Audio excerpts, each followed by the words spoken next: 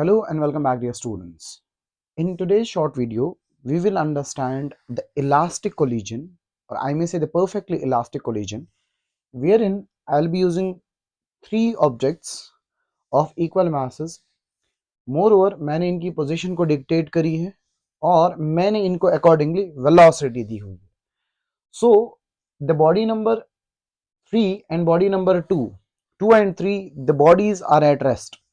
What will happen अगर मैं velocity इसको दूंगा, मास इक्वल है, याद रखना है, एंड मास इक्वल होने की वजह से mass in addition to equal mass I will give velocity to this particular body. What will happen to these two bodies? देखिए, there is a simple concept जिसको हम अभी डिस्कस भी करेंगे डिटेल में, how it happens. This, let's say I am giving it velocity, so the ball is moving. This ball instantly came to rest और ये ball उसी वेलोसिटी से आगे चली गई, राइट? सो ये बॉडी उसी वेलोसिटी से ट्रैवल करेगी. Let's do it again. मैं इस बॉडी नंबर 1 जिसका मास m है, जिसका मैंने मास 3 kg लिया है, इसका भी मास 3 kg, इसका भी मास 3 kg. इस पर्टिकुलर केस में क्या होगा, I will just give velocity only to this. That's a positive velocity, positive direction में, इसलिए मैंने लिखा 0.50, that is moving in the positive direction. Velocity है, that means we have to give speed with direction. तो जब ये ball आ रही है, let's say this ball is moving, what will it do? ये अपनी वेलोसिटी इसके साथ एक्सचेंज करेगा, ये अपनी बॉडी, ये वेलोसिटी इसके साथ एक्सचेंज करेगा, राइट? इंस्टेंटली ये रेस्ट में आ गए क्योंकि ये वाली बॉल पहले किस में थी? रेस्ट में थी, right? So this type of collision, जिसमें हम तीन ऑब्जेक्ट्स या दो ऑब्जेक्ट्स या चार ऑब्जेक्ट्स ले लेते हैं, अगर कोलिजन इलास्टिक है तो कंडीशन है, अगर कोलिजन इलास्टिक है, कोलिजन इलास्टिक का मतलब अभी डिस्कस कर लेंगे, that's what we call as the coefficient of restitution should be 1 and bodies are of equal masses. तो इस पर्टिकुलर केस में क्या होता है, ये बॉडीज जो है ना अपनी वेलोसिटीज को एक्सचेंज करते हैं, they do exchange their velocity. Now let's understand what's the physics, how it works. This particular case को we will discuss by using this particular example. So in order to understand this, what we call as the collision, whether elastic hai, inelastic hai, perfectly inelastic hai, we need to understand a coefficient known as coefficient of restitution. Last video में हमने discuss किया था detail में what is coefficient of restitution. Over here I will just simply discuss coefficient of restitution. वो coefficient होता है जो ये चीज समझा देता है कि कोई बॉडी कितनी डिफॉर्म होगी. आपको पता है when there is a collision between two bodies, the bodies एक बॉडी दूसरी बॉडी को क्या करती है? डिफॉर्म करने के बाद जो सेकंड बॉडी है जिसपे फोर्स लगा है, दैट ट्राइज टू रिकवर. उस रिकवरी की वजह से क्या हो जाता है कि वो दोनों सेपरेट हो जाते हैं. तो रिमेंबर करना है एक पॉइंट, अगर दो बॉडीज आफ्टर कोलिजन सेपरेट हो रहे हैं, that means they do have the velocity of separation. More, अगर उन बॉडीज में there is no separation, that means after colliding they are moving with the same velocity, or I may say their relative velocity is zero, the difference in the velocity is zero. In that particular case, what we will try to understand, that type of collision is known as perfectly inelastic collision. Why is it so? Collide करने के बाद वो body same velocity से क्यों जा रही है? हम ये कहेंगे कि जब बॉडी ने इसको डिफॉर्म किया, डिफॉर्म तो हो गई वो बॉडी, बट वो रिकवर नहीं हुई. So I can say the impulse of recovery is zero. When their impulse of recovery is zero, we say coefficient of restitution is zero. Now we will understand what will happen अगर coefficient of restitution 1 है, coefficient of restitution 0 है और coefficient of restitution 0 ये सब है, तो what will happen? Now firstly we are supposed to understand what is coefficient of restitution. So if I'll just pick the concept, let's say coefficient of restitution is velocity of separation, or I may say relative velocity of separation divided by relative velocity of approach. तो ये तो हमने last video में discuss किया, why I am writing u1 minus u2.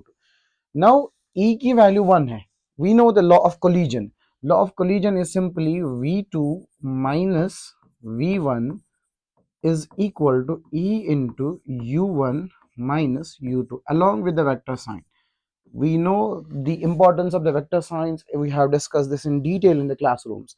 Over here, अगर मैं E को 1 value put कर लूं, let me put E equal to 1. So what are you going to get, dear students? So you will get velocity of separation is equal to velocity of approach. अगर ऐसा होता है, that means you are getting the velocity of separation or velocity of approach बराबर. Do you know what it means? This means three things. Firstly, the collision is elastic. तो इस case में अगर ऐसी केस हो तो इस केस में you will write the collision as elastic. The collision is elastic. याद रखना. Collision elastic ho, the very first identification is that E will be there in 1. So elastic collision के लिए E की value 1. Moreover, जो velocity of separation है, velocity of separation that is equal to velocity of approach. अब इस case में अगर velocity of separation velocity of approach बराबर है, what does that mean? That signifies mechanical property of that particular solid or that particular object. What is that? That means जितना body deform हुआ है, जितना बॉडी दब चुका है, in the same context with the same magnitude with the same threshold, the body has recovered. So in this particular case we will get the second concept, that is the impulse of recovery is equal to impulse of deformation. ठीक है ना. अगर deformation और impulse दोनों बराबर होगी तो अगर ऐसा हुआ वेलोसिटी जितनी पहली थी बाद में भी होगी, what will happen? Velocity equal होने का मतलब the sign as well as the magnitude has to be equal. In that particular case, that means magnitude of the velocity is what we call as the speed. So that means the kinetic energy will be same, or I may say conserved. So conserved. So the collision wherein kinetic energy remains conserved, or the collision wherein velocity of separation is equal to velocity of approach is called as elastic collision, right? So अगर velocity of separation भी बराबर है और velocity of separation भी बराबर है, impulse of recovery और impulse of deformation बराबर है, kinetic energy अगर conserve है तो इसका मतलब वो collision elastic. तो question में हम कैसे पहचाने? Question में either it will be written over there कि जो collision है that is elastic. If not, then the way to understand the collision is elastic, the E will not be given. E will not be given, we cannot take it 0. E की value 1 माननी है. When E is 1, that's not given, that means the collision is elastic. तो ये collision कौन सा है? collision है, ये collision elastic collision है. Now let's move to the next concept, that is अगर E की value 0 है, देखिए E की value 0 इसमें put कीजिए इस particular law of collision में. So what you are going to get? V2 minus V1 is equal to 0. What is this? This is the velocity of separation. This is the velocity of the bodies after collision. अगर ये 0 है, it is the relative velocity 0. It's not the velocity 0. It's the relative velocity. क्योंकि dear students आप जानते हैं, I'll just write it over here. Suppose अगर मैं लिखता हूँ V2 minus V1, can I write it as V2 1? Relative velocity of second with respect to 1. This is what we call object observer concept. अगर ये 0 है, so that is possible only if magnitude of V2 is equal to magnitude of V1 is equal to V. In that particular case, it is 0. It does not mean that the body's relative velocity, relative. It does not mean the bodies are at rest. It means the body are moving with same velocity. आपने collision देखा होगा. Let's say, let me explain. Suppose ये एक body है, ये दूसरी body है, इसने इसको collide किया. Let's say it collided with it. Collision के बाद ये दोनों बॉडीज अटैच रही, एक दूसरे के साथ कांटेक्ट में रही. They are moving with the common velocity. So the moment they are moving with the constant common velocity, what will happen? उस केस में वेलोसिटी ऑफ सेपरेशन जो रिलेटिव वेलोसिटी वो 0 है. तो इस कोलिजन को ये साथ चल रहे, let's say they are moving after collision, they are moving like this, they are moving like this. So ये कोलिजन इस केस में कौन सा कोलिजन है? Perfectly inelastic collision. So such collision जिसमें E की वैल्यू 0 है, तो उस केस में रिलेटिव वेलोसिटी ऑफ सेपरेशन कितना होगा? 0. अब इसमें रिलेटिव वेलोसिटी ऑफ सेपरेशन का मतलब you have to understand the body has not recovered. इसमें डिफॉर्मेशन तो हो चुका है, there is no recovery which will help the body to get separated. So I can write impulse of recovery is also equal to 0. Moreover, when the bodies are moving with a common velocity, so I can say over here the kinetic energy is lost and that is the maximum. जिस case में ऐसा होगा तो इस collision को dear students क्या कहते हैं हम, we call this collision as perfectly inelastic collision, perfectly inelastic collision. और इसमें क्या होगा, इसमें भी हम लगाएंगे, चलो वो तो हमने लास्ट वीडियो में बात करी, कंजर्वेशन ऑफ लीनियर मोमेंटम. आप किसी भी सॉरी हम किसी भी कोलिजन में लगा सकते हैं. So this is the basic idea over here. Now what about अगर E की वैल्यू 0 से ज्यादा है तो that means it is not perfectly inelastic, लेकिन 1 से कम है that means it's not elastic. तो इसको हम क्या कहते हैं, this is simply what we understand inelastic collision. So sir, in the questions, if we will be given numericals, how will we identify? Simply beta, simple logic. If E is given to you, the value of E is given to you like 1 by 2, 3, 4, 6, 6, it can be even the more super elastic. अभी मैं discuss कर लेते हैं. That means वो collision कौन सा, inelastic. अगर E given ही नहीं है that means सॉरी अगर E given है that means inelastic. अगर E given है सॉरी गिवन नहीं है दैट मींस E की वैल्यू 1 है दैट मींस इलास्टिक. अगर E गिवन है तो इनइलास्टिक, E गिवन नहीं है इलास्टिक. और अगर इसे ऐसा लिखा है क्वेश्चन में they stick, they are moving with a common velocity, that means that is perfectly inelastic. देखिए इस केस में क्या होगा, E की वैल्यू 1 से ज्यादा सॉरी 1 से कम, अगर ये वैल्यू अगर इन दोनों को मल्टीप्लाई कर देते तो इसका मतलब क्या, मैं सिंपल मैथमेटिक्स से ये बता सकता हूँ V2 माइनस V1, E की वैल्यू 1 से कम, तो quite obviously over here I can say velocity of separation is less than velocity of approach. They will get separated but the velocity will be less. Moreover, अगर मैं इस concept को और समझूं, can I write this way कि इसमें impulse of recovery is less than impulse of deformation. तभी तो ये लेस है. उसके बाद इस कोलिजन में भी काइनेटिक एनर्जी लॉस्ट होगी बट नॉट मैक्सिमम. और ये कोलिजन में भी हम कंजर्वेशन ऑफ लीनियर मोमेंटम लगा सकते हैं. So this is the way how we just understand. Now there is special case, we call this as special case of collisions. Understand करना, E can be greater than 1 as well. Now there's a case wherein the value of E is greater than 1. That is what we call as the super elastic collisions. देखिए super elastic collision का मतलब क्या है. Let's say I am having a mass over here, let's say m mass, ये दूसरा mass है, this is also m mass, let's say m1 m2 different masses है, m1 m2, और इसके नीचे यहाँ पे it is some explosive, it is some explosive, it's moving with velocity u1 or it's moving with u2. You know, for these two bodies to collide, u1 vector should be greater than u2, right? So what will happen in this particular case, dear students, the moment this m1 will strike with m2, explosive फट जाएगा. And we know when there is a collision is due to strong impulsive forces. Last video में हमने impulsive normal, impulsive tension, impulsive friction की बात करी थी. The moment this m1 will strike m2, ये जो explosive है, ये जो explosive है, ये फट जाएगा. What will happen? It will give extra kinetic energy. It will give extra kinetic energy to m2. When it will impart an extra kinetic energy to m2, what will happen, dear students? m2 बहुत तेज भागेगा. m2 की जो velocity after collision, let's say this is m1 and m2 की जो velocity है after collision, it will be much greater than v1. So I can say v2 is much, sorry, I'll better to write relative velocity is much greater than u1 minus u2.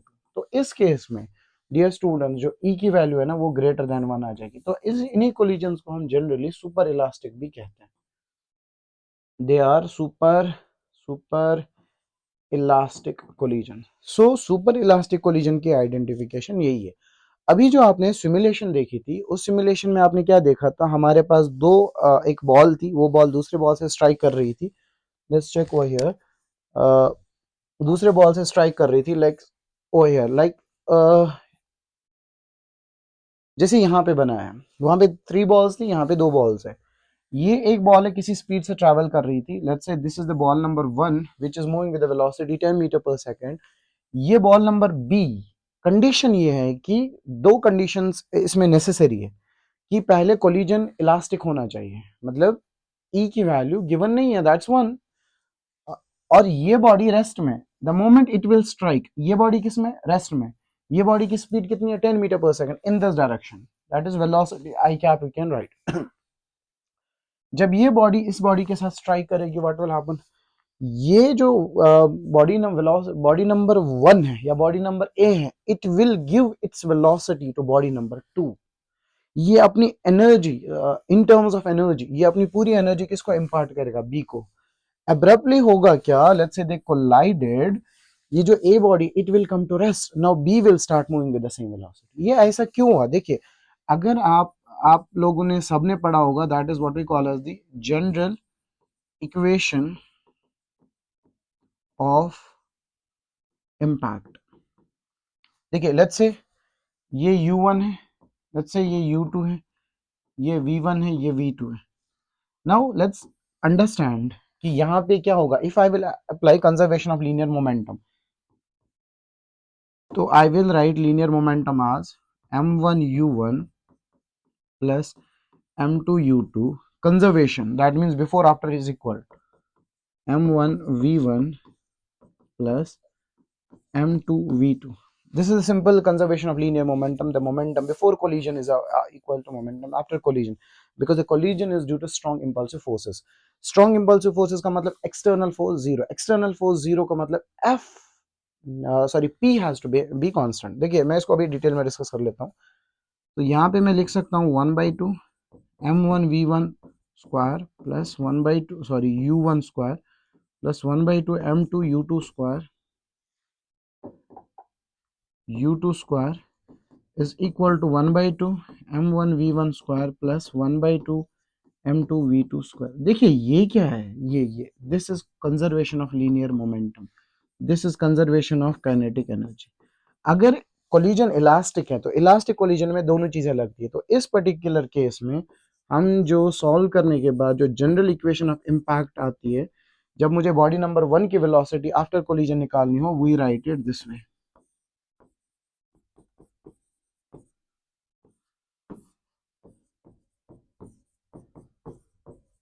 To m2 u2 divided by m1 plus m2। मैंने e यहाँ पे कहीं लिखा नहीं, that means the equation, ये collision कौन सा है, ये elastic collision. In the same context, if I have to find the velocity of second, I will write this way, just let me write quickly.